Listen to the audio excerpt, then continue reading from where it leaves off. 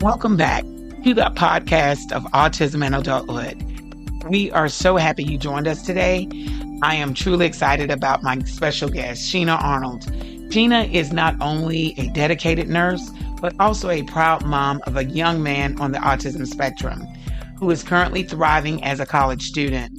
In this episode, Sheena shares her journey, how she supported her son through school, prepared him for independence, and helped him navigate the unique challenges of college life.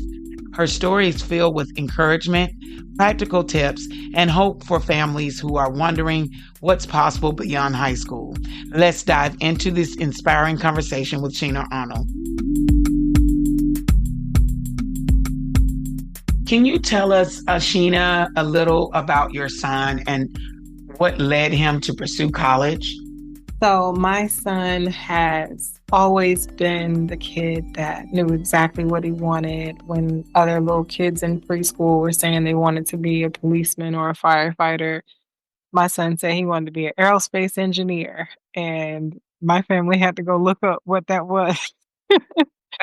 So we don't know where he got it from, but he has always said that. He never strayed from it. So as soon as he graduated high school, we already knew what he was going to do. It was no question. It was just about finding where we were going to send him to do that.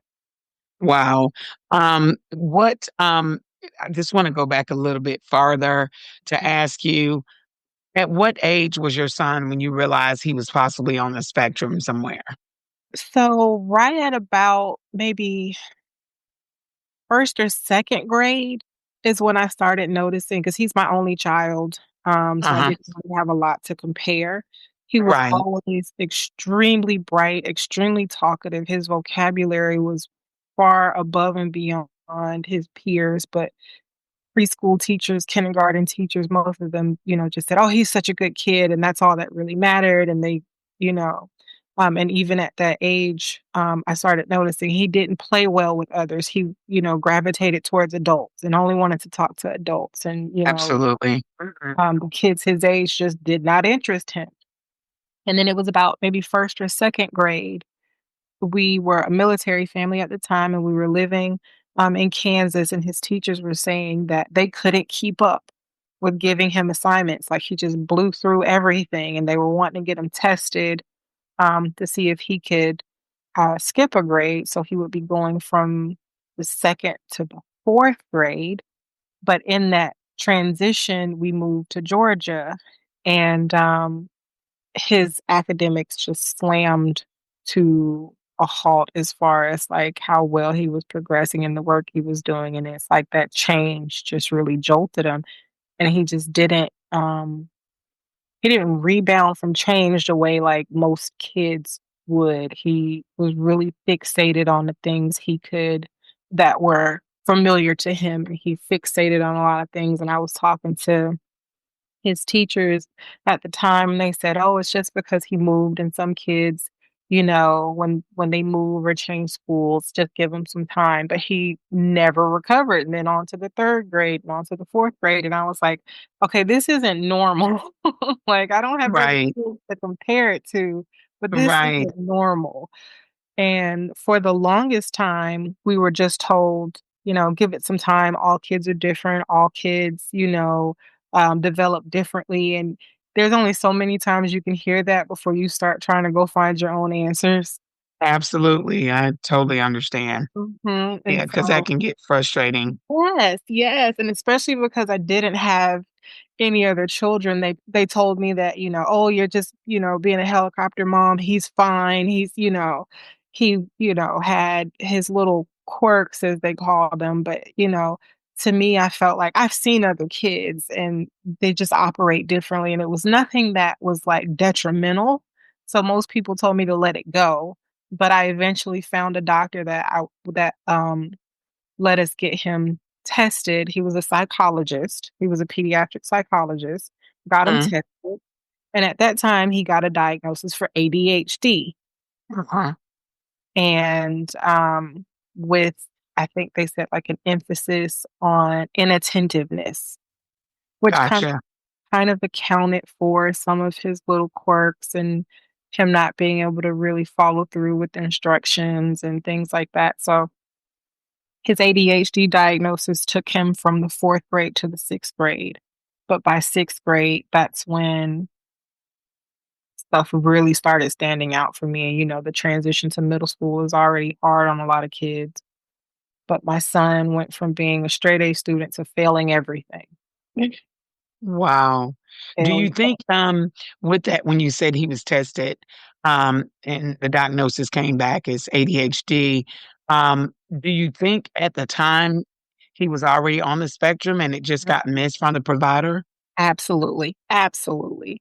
Um, what we were told in 6th grade after, um, I actually had to talk with the psychologist at the school, and she said that my son was so high functioning that he was able to mask over some of the traditional autism symptoms that providers look for.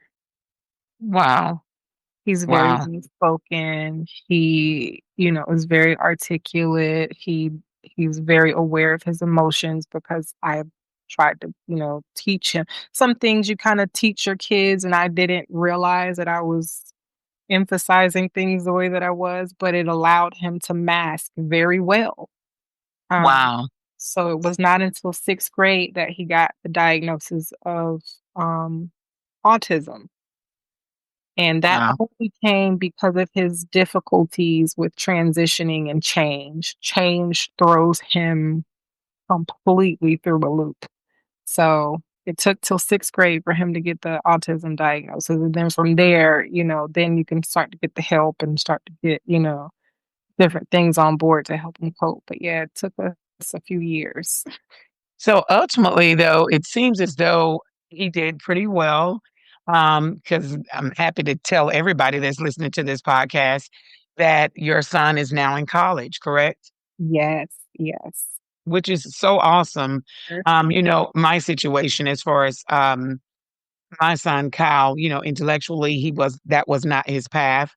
But I'm so happy when I hear parents talk about how their children with any type of special need and or autism uh, are able to go to college. I think that is so awesome.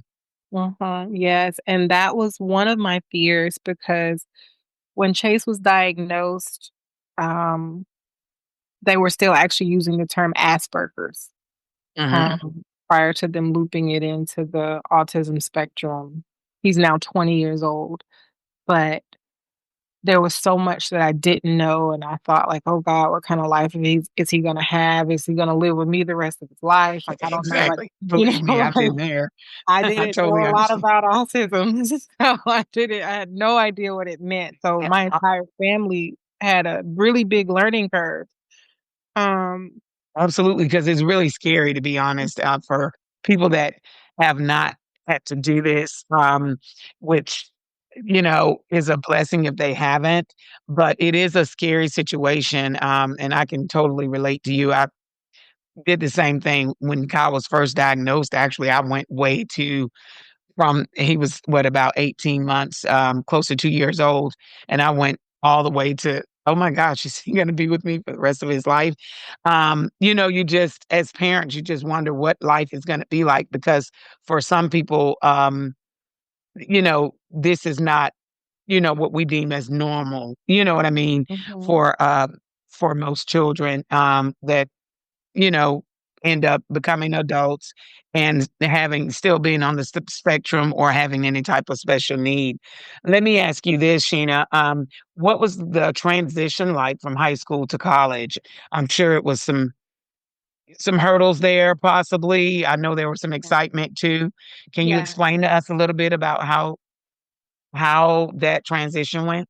So we were very, very fortunate that I have a cousin whose daughter is also on the spectrum who started college the year prior to my son. I got to watch all their bumps and bruises Yeah, and and them right. figuring things out because you would think that if I have a child that's on the spectrum He has an IEP. The school knows that he needs special accommodations, that there would be some kind of liaison between high school and college to say, here are the resources available to you once they move into this next stage of life. And that just does not happen.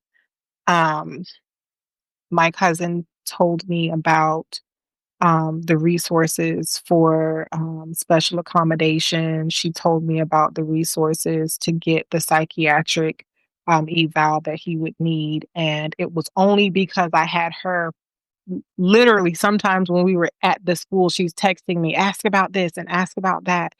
If it wasn't for that, I think we would have had a totally different transition. So for us, I had my cousin, feeding me what to say to ease Chase's transition because her daughter's was a nightmare. Um, and I found that so many parents with children that are on the spectrum, their transition is just a nightmare because there are so many things that just aren't common knowledge. And the schools don't necessarily advertise that they have academic support. And then, depending on the school you choose, sometimes it's free and sometimes it's not.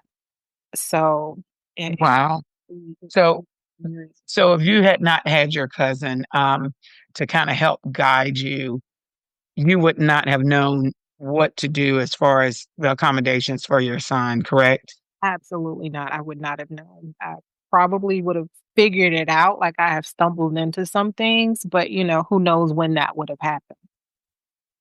Do you mind telling us because the reason for this podcast also is to help other families that could be their individuals are going the same path as your son. What accommodations, when you say accommodations, what accommodations did your son need with him being on the spectrum? Was there a certain form you had to complete, or is there a certain? I heard you mention a psychiatry eval. Can you tell me more about why that was needed? So each college, from what I found out, has their own specific sets of requirements, but 90% of the time, they also require a psychiatry eval to say, this is the diagnosis, these are the difficulties that come with this diagnosis, and these are the accommodations that this person may need to help support them through school. So my son's accommodations look like additional time with test taking. He can take a test outside of the classroom in a separate room. He can turn in assignments a little later past the due date.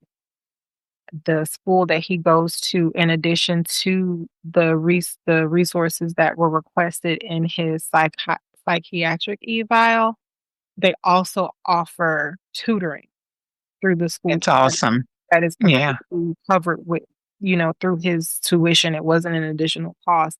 My cousin, as I mentioned earlier, she kind of figured things out.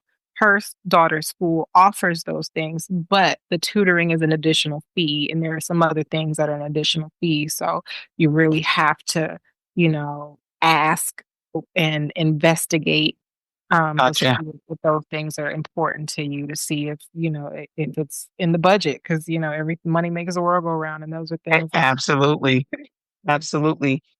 Let me ask you this. How difficult was it, or was it very easy as far as the process of getting connected with the college's, let's say, disability services or accommodations that they, how hard was it basically to get his accommodations approved, or how did the school work with you with that? Was it easy? Was it some hoops, or how did that go?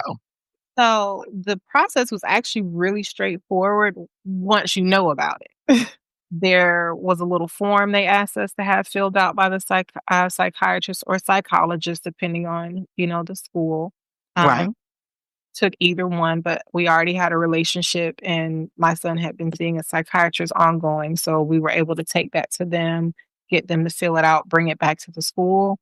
And from there, the school puts it into his records. The only thing is that this is the part of the transition from high school to college that scares a lot of parents, whether your kids are neurotypical or not, is that your kids then have to advocate for themselves in order to use it.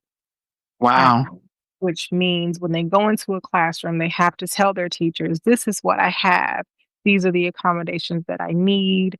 If you need a copy of X, Y, and Z, I'll provide that to you." Because, in college, you don't have the same teachers all the time. You don't have the same professors semester to semester. So with every class, the child has to advocate for themselves and remind teachers or send emails. And so the first semester of school, we kind of struggled with that because I was trying to be a little more hands off and let him be an adult. And Chase did not advocate for himself, and he struggled a little bit. So Understood. Yeah, totally understood.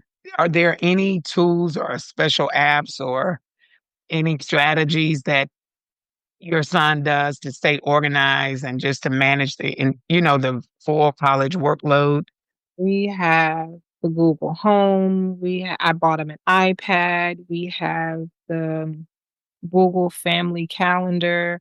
All of those things are integrated between myself, my parents, and my son. So the week before school starts, we go in, we put all of his class times into our family Google Calendar so that we all remember when his classes are. We set reminders through the Google Calendar. Even if we're all in different places, the Google Home will remind him before he leaves for school, "Hey, Chase, don't forget to ask this, that, or the other. Hey, Chase, don't, remember to take whatever." And so we can make live updates to it. He can change things through his iPad. He has a day planner on his iPad. I use a specific app called Notability. Right Oh, now, wow. it's just for iOS, so that's why we bought him the iPad, but he can take notes on it, he can handwrite notes on it, and it'll turn it into a type look like handwriting to type because his handwriting is kinda poor, and also it can record the lectures and turn that into type so that even in his inattentiveness, if he misses a part of the lecture, it'll record the whole thing and he can go back and listen to it, and it gives live updates as he was taking notes, what they were saying as he was in a certain part of his notes. So when I say technology is our friend, we That is just awesome that your son have all those different, technology options to, achieve his goal. That's just really awesome. Let me ask you a question, and it's more in reference to his socialization. How has he adjusted socially to being in college, like, friendships and things like that? This college life as a whole, do you think he's adjusted pretty well? 'Cause we're this is his what, 1st or second year? his first year. This is the end of his first year, so second sem Okay. first year. That part is still a little bit of a struggle for him. He is still a little nervous about socialization because, kids are cruel, and in middle school and high school, um Right. It's so sad, but it's Yes, true. Yep. yes. So now he's still nervous about talking to people. He still gravitates towards the professors and wants to just talk to them, because those Right. are safe adults. Even though he's older now, they're still the safe adults to him. And Exactly. but he has found that while in college and in classes, especially now that he's able to take classes that are more specific to his major, he's kind of found his tribe of people that have the same interests because, they're all in the same major together. So his hyperfixation on certain things doesn't come off as quote unquote weird, to people because they're all lovers of math and engineering and they find him fascinating. So That's awesome. it has it has helped his confidence. I see it, it has helped his confidence greatly. He's still a little bit shy, but, nothing happens overnight. So he's learning how to talk to people. He's learning how to have conversations, allowing others to speak, taking time to listen, and then, continuing the conversation. He's learning how to do that and having people with the same interest or having people that are a lot more patient. has helped him with that. So he's breaking out of that little shell. Oh, that's great. That's great to hear because I know part of for people that don't know, part of the autism for me anyway, for my son Kyle, part of the entire autism diagnosis type, when I noticed something was the main thing was the socialization. Kyle always gravitated to adults, even when he was a child, more so. So if he's in a class, it was always gravitating to the teacher instead of his peers. You know what I mean? So I can see how that can go into adulthood as well. It's just one of their traits for some reason, but I'm so glad that he's getting out and and kind of getting more social and everything. That's awesome. So it just shows that college has been a great thing for him so far. Mhm. Definitely. Um, how do you find the right balance between giving him independence and staying involved as a parent? How do you, because I know for me, it's hard. Child's 24, and I have to struggle not to treat him like a baby.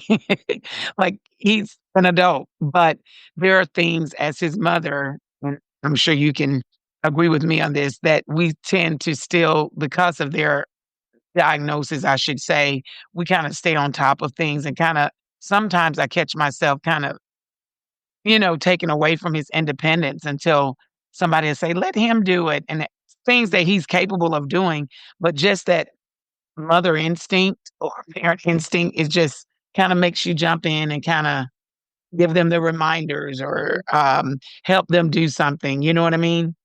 And my help often turns into me doing it. I'm just helping, but yeah, that balance is a dance that I am still learning. Cause some days I see him struggling and I just wanna say, "Well, just let me do it. Let me email them. Let me," and it's like, "Sheena, back off." Like, when he's sending emails to his professors and I'm, like, hovering over his shoulder, trying not to just take the laptop, and I'm, like, "Sheena, let him do it. Let him learn, he's got to learn how to do this." So, I am figuring it out still, and it's a day by day process.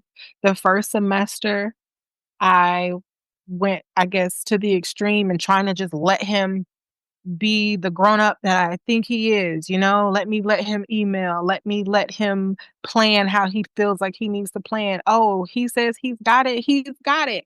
And halfway through the semester, the Lord's in my ear, like, check on that boy. And he hadn't Oh, done anything that I told him to do, and so that's when I learned, okay, I'm gonna have to just continue to check in, continue to do little reminders. Don't do it for him, right, if I have to, what do they call it? They call it mirroring. If I have to sit with absolutely. him while he does it, he's still doing it himself. I'm just there if he needs to fall back on me or ask me a question. So that's where I am now. I'm trying to just not be a helicopter mom, but it's hard because It is really hard, and I commend you as his mother. I know, it's probably, a rocky road up and down sometimes, but I commend you and give you kudos for even, getting him this far to college. I think that's a great accomplishment, just him getting there. I think that says a lot about him as a person, as well as the support that he has from you, and I know your parents help a lot. I just think that's awesome. thank you. I have been blessed with a really, really strong village. I'm so thankful for that. And it's really a blessing as well because a lot of people don't have that support, and, it does make a huge difference. So I think that's just again, that's really awesome. Another question I had was, what has been your proudest moment so far since, he's been in college on this journey? What's one of the things that made you so proud? Watching his confidence grow. And it hasn't even been a full year, and some days I have to call my cousin and I'm like, "Oh my god, Chase just scheduled his own, meeting with his professor and he didn't even need my help," or Chase just, talked to a new friend. He'll text me like, in between classes, like, "Mom, I made a new friend." And so those moments to me are like almost tear jerking because I went from a point when we first got diagnosed to, trying to figure out, do I need to plan my life with my son that he's going to be there with me? And then I got to figure out what to do with him after I pass on and who's going to take care of him, to now seeing him like branch out and planning to say that, like, oh, and when I move out and when I do this and when I'm on my own and when I get a job. And so he's so confident, and I am just in love with who he's becoming. That is fantastic, Sheena. That is fantastic. What would you say to other families who are nervous about whether college is even realistic for their child on the spectrum? What would you say to encourage them, or um, things to look for possibly? Like, and I'm going to piggyback on this question. How did you know that college was the right path for Chase? Really and truly, you know your child, and everybody's journey is going to look so different, regardless of if they share diagnoses, if they share character traits. Everybody's journey is going to look so different. My son, like I said, had a song and dance about wanting to be an aerospace engineer. It was just how we were going to get him there. He wanted to do 4-year college. He thought he wanted to live in a dorm. He thought he wanted to do those things until, we were knocking at the door of getting ready to enroll, and you could see how nervous he was. And so we had to pivot, right? We had to say, Gotcha. let's start with a technical class. Let's start with a couple of classes a week, not a full load, but just 2 or 3 classes a week so you can get adjusted. And then the next semester, we can add a few more. And then maybe the next year, we could think about you going to a 4-year college, or we could, you know, baby steps. There's no wrong or right way to do it. It's just what is comfortable for you and your child. And I also told Chase at one point, you don't have to go to college. If you want to get a trade and work with your hands, if that's really what you want to do, that's what you'll do. I just want you to be happy and I want you to be successful. Um, Understood. and they have to live their life, even though they're your child, they're not yours to own. And, you have to do what's best for them. And Understood. Um, I want to go back to one particular area when you were talking about the psychiatry eval. I think you said, just for someone else that's listening, what would you advise a parent to do who's looking at going down the same path that Chase and yourself went as far as college after high school? Would you suggest that they get that first if they're thinking about their individual going to college, or is it something that comes later? I would absolutely recommend seeing a psychologist or psychiatrist first.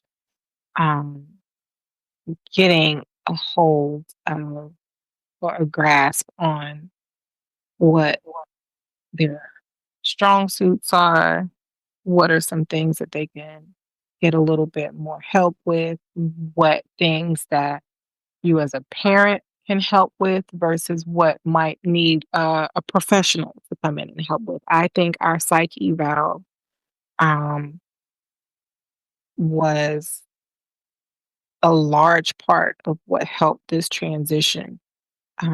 My son um, ended up needing some anxiety medication to help with this transition, and some people. Understood. Yeah, that's totally understandable. But I can't imagine him going through this transition without that. Um, Absolutely. Yeah. and I mean, to be honest, some individuals we deem as normal without any diagnosis need anxiety medication yeah, for to get through school and work and different things. So that's totally, totally understandable. And did it help him to focus, you think, and to oh, like, absolutely, oh, absolutely. And awesome. he started out just giving it to him as needed. It was literally like his doctor said, if you feel like you're getting a little overwhelmed, you take it. If you feel fine, don't. And I have tried to teach Chase how to recognize some of his bigger emotions. And so if he comes home and he says, "Hey mom, that was like really, really rough. I was so anxious, I couldn't focus. I was just my thoughts were everywhere, and so we know, okay, before class next time, go ahead and take your medicine. You'll need it today, you know? And Right. I have tried my best to teach them there's nothing wrong with that. Needing a little bit more help. Some people wear glasses because they need to see. You need a little bit of anxiety medicine to bring the nerves down a little bit for today, for now. And if you need it longer, then you'll use it longer. But that's been our path. You know, everybody might not need those Right. same measures, but that's been our path. But I can say that seeing the psychologist, psychiatrist prior to school was the right choice for us, I should say. And having that psychiatry eval did help you get the supports he needed, correct? Exactly. Because again, it's like the IEP from when they were in younger grades. It literally just outlines everything that your child could possibly need to be successful. Whether they use it or not, it's there. You know, rather have it and not need it and not have it. Absolutely. Well, Sheena, I really appreciate you coming on here today. Actually, I feel as though you helped us a lot. I'm saying us because I'm including myself. With me, again, having a child on the spectrum or special needs that is in college, it's was informational as far as the psychic eval and what things you need in reference to, making sure they are supported while they're in school. And so I really appreciate you taking the time to do that, to come on here and give us information because this podcast is specifically for to support and help each other and let people know that they're not alone. So I really appreciate that. And I want to thank you guys for joining us on Autism and Adulthood. We hope today's conversation brought you encouragement, insight, and practical tools for your journey.